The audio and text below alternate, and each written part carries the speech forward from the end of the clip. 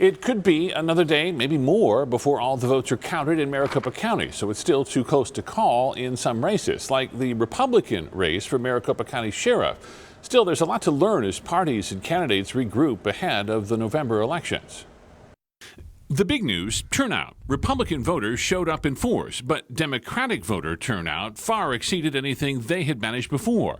Mail-in ballots alone were up 4% from 2016, and they're still waiting to hear the numbers from day of voting. Constituencies that are most engaged end up winning the day. That's the phenomenon that is scaring Republicans today, the day after the primary, because Democrats seem to be very engaged. Republican political consultant Stan Barnes says Election Day was a good day for Senator Martha McSally. Her landslide victory over Daniel McCarthy now sets the stage for November. Today, I think the McSally campaign feels a fresh wind in their sails because she performed well, and now that burden is off, and it's all about Mark Kelly. Getting ready for a showdown with Maricopa County Sheriff Paul Penzone will have to wait for Jerry Sheridan and former Sheriff Joe Arpaio. The two are locked in a too-close-to-call race, which has literally divided Maricopa County Republicans.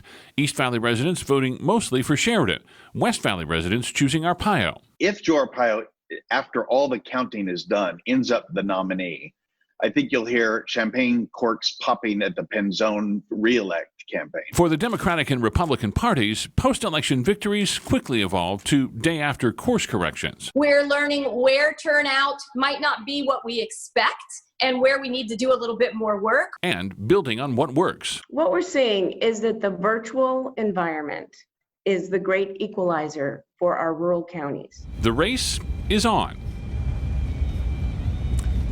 Stan Barnes thinks the strong showing by Democrats Tuesday increases the chances they will take control of one of the two chambers in the state legislature.